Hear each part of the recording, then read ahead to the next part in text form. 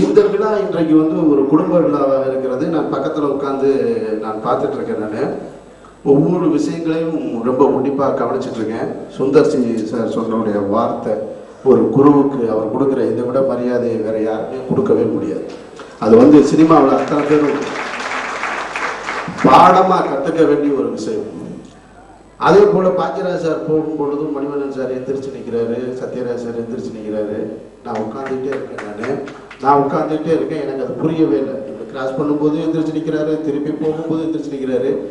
இது எப்படி இவங்களுக்குள்ள இது இருந்தது? அதனால தான் அவர்கள் 50வது படத்தையும் அவர் 200வது படத்தையும் பண்ண முடிஞ்சிருக்கேன். ஒரு 4 படம் பண்ணின உடனேயே தலையில ஒன்று ஏறிடுது. நமக்கு ஒன்று ஏறிடுது. நம்மளும் யாரையும் மதிக்கிறது இல்லை, நம்மளே யாரும் மதிக்கிறது இல்லை. 4வது படத்தை தாண்டதுக்கே நாக்கு தள்ளுதுங்க. அவர் ரொம்ப கூலா 50வது படம் போட்டு உட்கார்ந்துருக்காரு. இது எப்படி சாத்தியப்படுது? அதில் பூரா வெற்றி படங்கள்.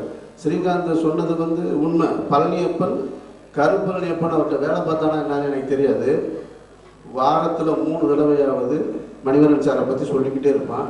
நான் பார்த்ததுலேயே உலகத்திலேயே மிகச்சிறந்த இயக்குனர் மணிவண்ணன். நானும் இதே மாதிரி தான் கேட்டேன். என்ன இல்லை, நீங்கள் ஒவ்வொரு டைரக்டரை, உலகத்தில் இருக்க எல்லா டைரக்டரும் எடுத்தீங்கன்னாலும் ஒரு ஜானருக்குள்ள அப்படி இருப்பாங்க. இவரை நீங்கள் எந்த ஜானர்லையுமே இதுதான் ஃபிக்ஸ் பண்ண முடியாது. அப்படி ஒரு டைரக்டர் மணிவண்ணன் சார் மட்டும்தான் அப்படின்னு சொல்லிட்டு அந்த பெருமை உள்ள ஒரு இயக்குனர் இன்னைக்கு. அது ரொம்ப சந்தோஷமா இருக்கு.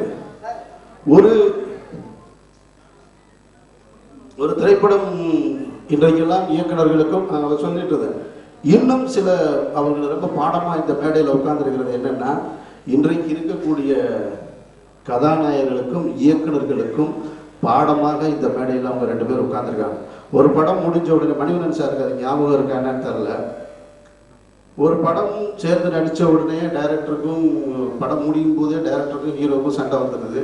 இல்லை படம் முடிஞ்சதுக்கப்புறம் வந்துடுது. இல்லை ப்ரொடியூசரோட சண்டை வந்துடுது.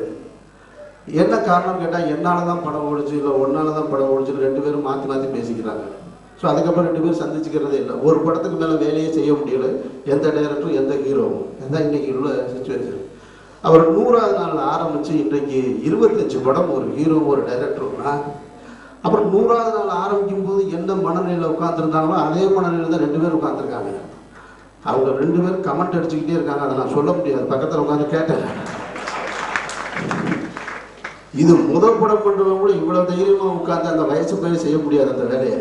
அப்படி நான் ஒரு தடவை மணிவண்ணன் சார்கிட்ட கேட்டேன். நான் எல்லா இயக்குநர்களையும் பார்த்த உடனே கேட்பேன். ஏன்னா எனக்கு உதவி இயக்குநராக அதிக அனுபவம் கிடையாது. அதனால் சினிமாவில் நீங்கள் இந்த மாதிரியான ஒரு சுச்சுவேஷன் வரும்போது என்ன சார் பண்ணுவீங்க? மணி சார் பார்க்கும்போது கேட்டிருக்கேன். நான் பாலச்சந்தர் சார்கிட்ட கேட்டிருக்கேன், பாரதிராஜா சார்கிட்ட கேட்டிருக்கேன். மணிவண்ணன் சார்கிட்ட ஒரு தடவை கேட்டேன். நான் சத்யராஜ் சாரோட ஒரு முறை வந்து வேலூருக்கு அண்ணன் சீமானை பார்க்க போகும்போது நிறைய பேசிட்டு போயிருக்கேன், நிறைய கதைகள் சொல்லியிருக்காரு. மணிவண்ணன் சார்கிட்ட ஒரு தடவை கேட்டேன், சார் அந்த படம் சக்ஸஸ் ஆனவுடனே சொல்கிறாங்களே சார், ஹீரோ என்னால் ஓடிச்சு, டைரக்டர் என்னால் ஓடிச்சுன்னு. ஆனால் நீங்கள் வேறு ஜனங்க லூசு பேருக்கு அதனால ஓடிச்சார். இவங்க இது தெரியாமல் அடிச்சுட்டு இருக்காங்கன்னு தெரியல. எவ்வளவு போகிற போக்கில் அவ்வளோ கேஷ். அது மாதிரி நாயகனுக்கு அப்புறம் வந்து மணி சாரையும் கமல் சாரையும் எங்கே பார்த்தாலும் கேட்பேன். நான் 2 பேரும் பார்த்த உடனே கேட்குறது, சார் தயவு செஞ்சு அந்த நாயகன் மாதிரி ஒரு படம் பண்ணிட மாட்டீங்களா 25 வருஷத்துக்கு அப்புறம் கேட்குறது. அது எல்லா இயக்குநர்களும் கேட்குறது. சமீபத்தில் கூட கமல் சார்கிட்ட கேட்டேன். அது மாதிரியாக சில படங்களை இந்த 2 பேரும் சேர்ந்து திருப்பி பண்ணால் நல்லா இருக்குமேன்னு நம்ம எதிர்பார்த்த படம் தான் இந்த அமைதி.